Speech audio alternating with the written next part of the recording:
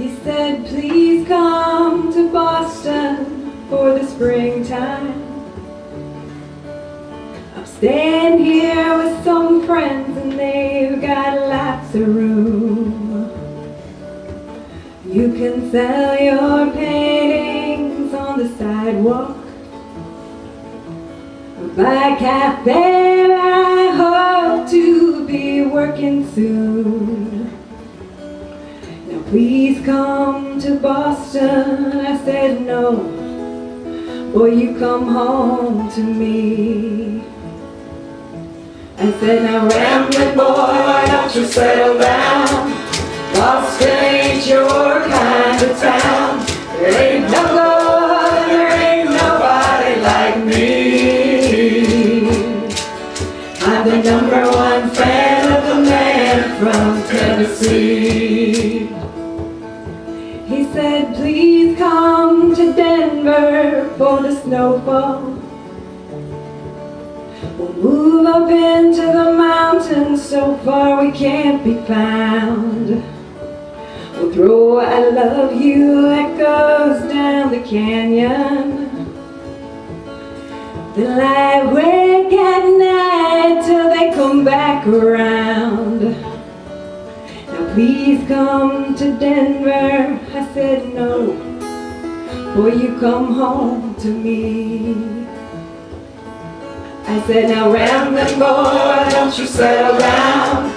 Denver ain't your kind of town. There ain't no God and there ain't nobody like me. I'm the #1 fan of the man from Tennessee. Now the drifter's world goes round and round, and I doubt it's ever gonna stop. But of all the dreams he's lost or found, and all that I ain't got, he needs to lean to somebody he can sing to. He said, please come to LA and live forever. The California life alone is just too hard to build. We'll live in a house that looks out over the ocean. There's some stars that fell from the sky living up the hill. Now please come to LA. I said no, boy, you come home to me. I said, now rambling boy, why don't you settle down? LA ain't your kind of town. There ain't no God and there ain't nobody like me. I'm the #1 fan of the man from Tennessee. I'm the #1 fan of the man from Tennessee.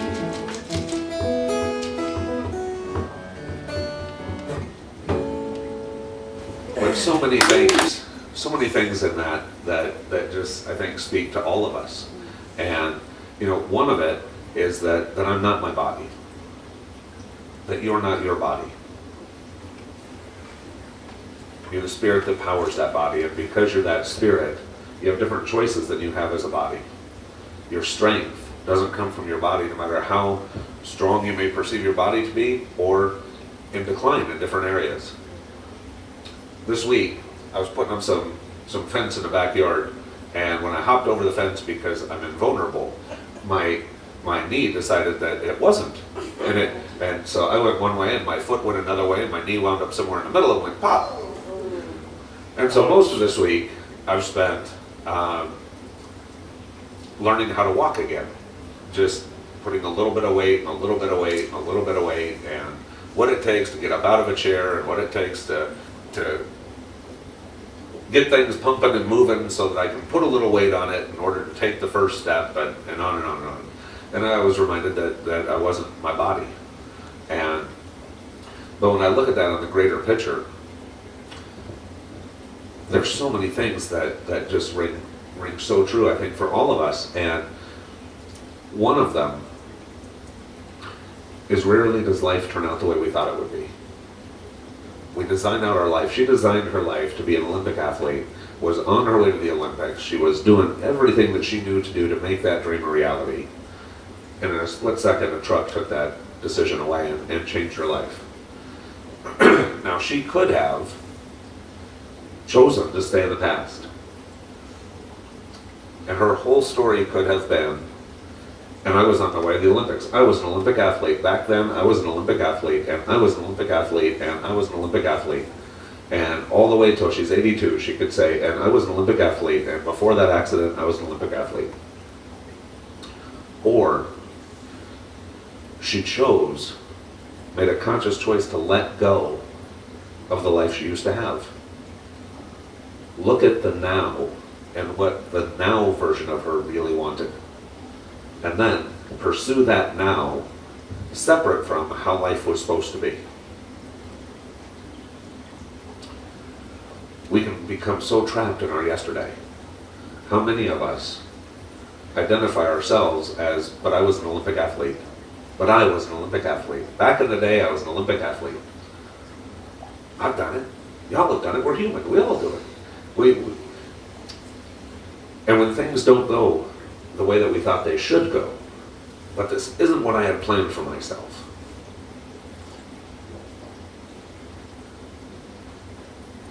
Yesterday, my daughter turned 1 month old. 1 month old yesterday. Never thought I'd have that experience my whole life. And I thought I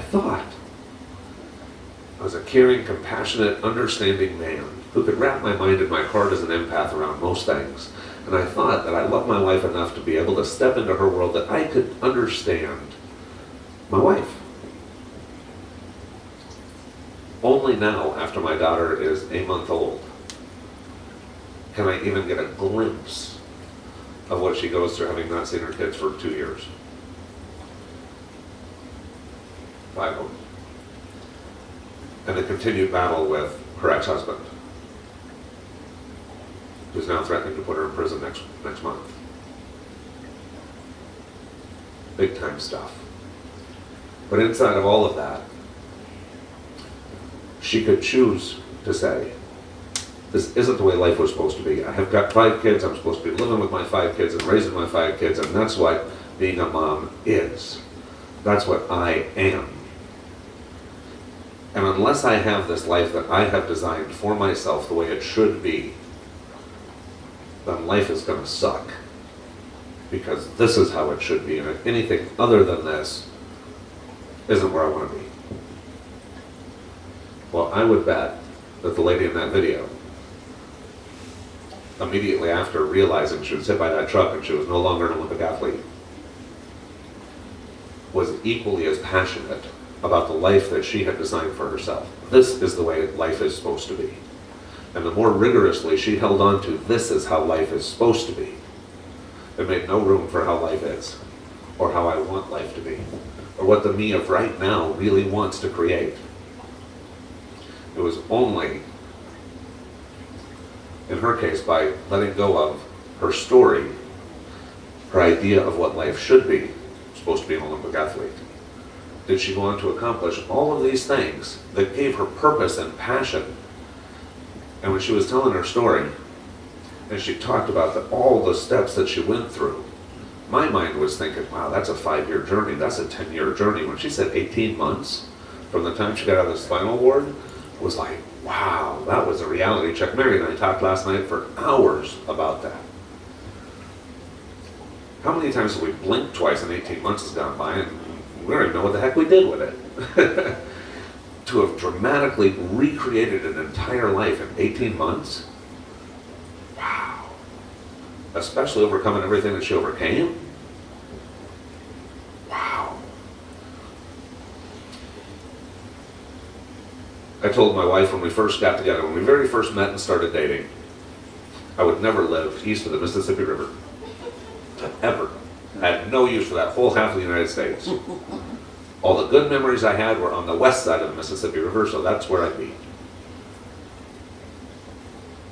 Florida, huh? Even off the coast of Florida, not even quite on the mainland. let go of who I thought I'd be. I had to let go of the life that I thought I'd have. And life happens to all of us. Nobody plans on actual life.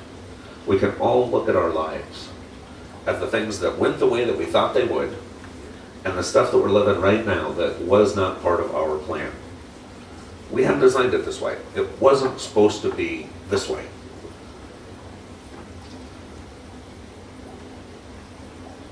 Are we in the spinal ward right now evaluating our life with what works for me and what doesn't work for me? Am I trapped? Are you trapped? Either way, into a yesterday of how life was supposed to be. Walking through it because we told ourselves this thing or that thing, because we got locked into something in our mind, or because other people thought or said or did or expected, or because we choose to see a limitation. She talked about the extent of her injuries, a limitation. Kind of puts in perspective some of the limitations that we put on ourselves. But do we choose to see the limitation, or do we choose to see that from here, even though it wasn't the way it was designed to be, that I thought it was going to be, from right now, if I wasn't tied to the yesterday I had designed for myself, and I look at my life right now and say, with everything that's important to me, what brings me joy? What brings me bliss? What do I want more of in my life?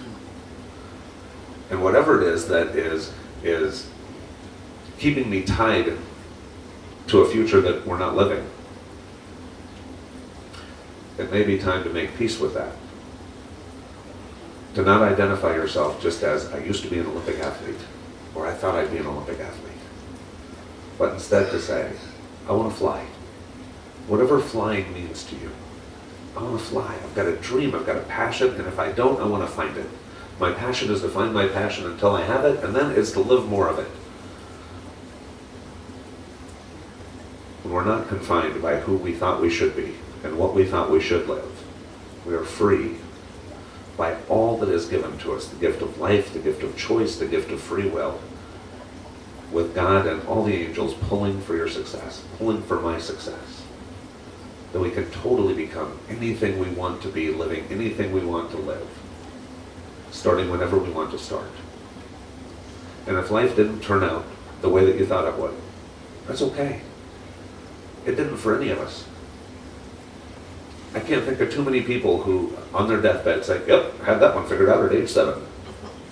Had it all mapped out, and that's how it was. I got married at 21, and I had kids at 23, and I worked in this field, and as a grandparent, I was this. And, I had it all worked out, and it worked out just the way I thought it would. Not a person on the planet. So when life didn't work out the way you thought it would, it isn't a referendum on something that you did bad, or did wrong, or did anything else. Just like her, she was training for her dream, and the truck changed it. We all have trucks that change our life. Do we stay in the hospital? Do we stay in the spinal ward? Do we go home thinking, I used to be an Olympic athlete, or do we learn how to fly? I encourage each of us to learn how to fly, to choose to fly, whatever that means to us. We'll welcome Mary up to walk us through This some morning, as you close your eyes and you're comfortable in your chairs, let me start with a couple of deep breaths.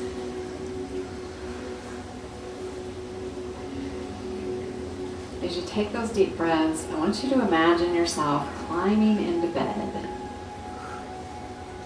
getting comfy under the covers,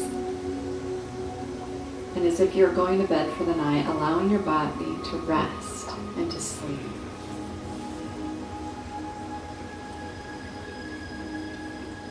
Noticing how that feels, just to let your body rest and to sleep.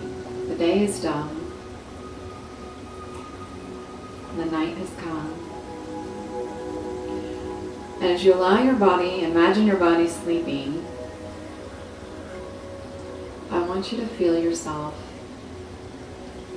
being cleansed, allowing yesterday to drift away, the chains that were holding you back, the energies that were in the past being removed.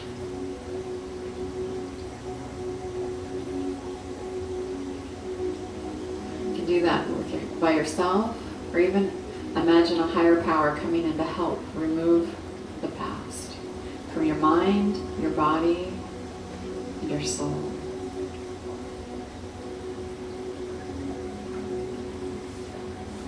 Anything that's not serving you any longer, what does that feel like? Notice how much lighter you begin to feel, more at peace that you become. Truly able to start anew. And with that lightness, I want you to imagine your body, your soul being lifted out of your body. Noticing what your soul feels like, looks like. Who are you? Outside of your body, who are you?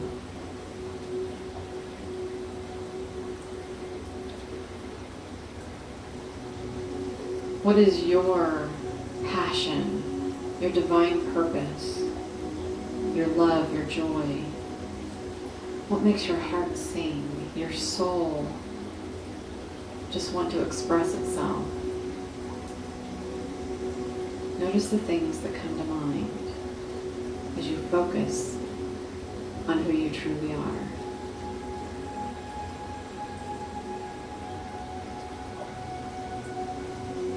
Even if you don't know what that is exactly, just to feel the energy of it.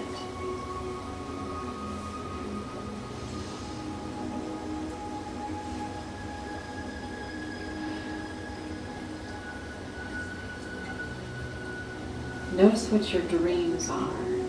If you were to put that in a vision, an image, what would that be? Notice your soul, your spirit, migrating toward that dream, being in that dream, living it. With God's help, feel God's Spirit surround you, helping you to manifest and to live in this bliss. Knowing that you're not alone, feeling the support that you're surrounded by, what that feels like. As others are on a similar path, and notice how you join together and you're intertwined with each other.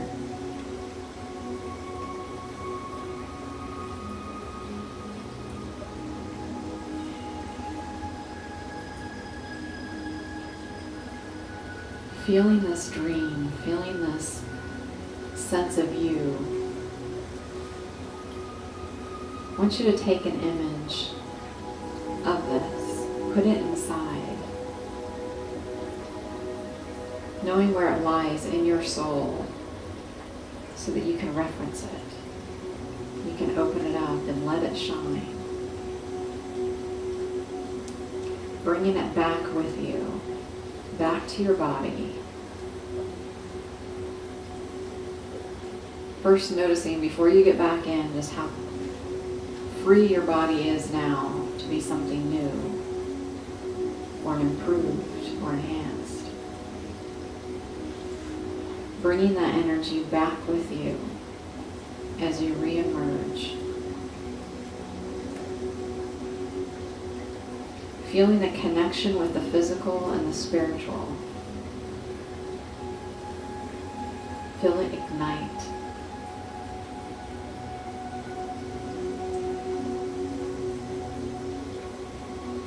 And as you see and feel that, imagine yourself getting up out of bed.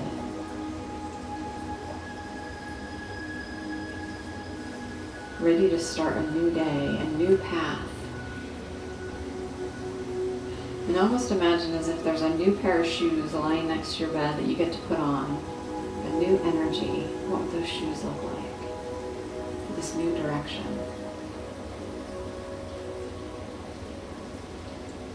Putting them on. Ready to walk this new path. free, strengthened, and energized. For you know where you're going. And you know that you're not alone. Feel that support. Feel the direction, the intuition, and just your own soul guiding you each moment, each day. Knowing that each day is a new day, a new direction. Taking it one step at a time. But knowing you're entering a more peaceful life, a more joyous life, a more connected life with each moment that passes.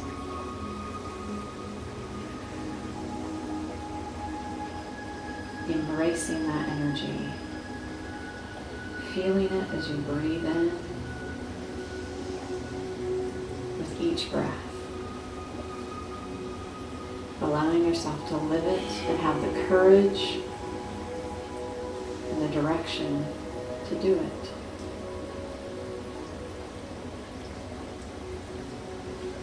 When you're ready, you can open your eyes.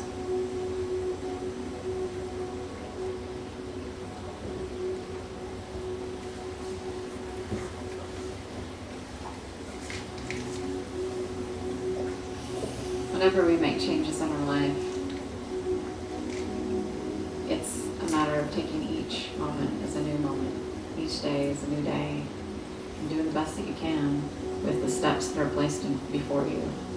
Not trying to look in the past to make your decisions based on the past. And to feel the present, to feel the future, knowing where you're going, and knowing that you're safe. And you're supported, as we all are, if we allow ourselves to be.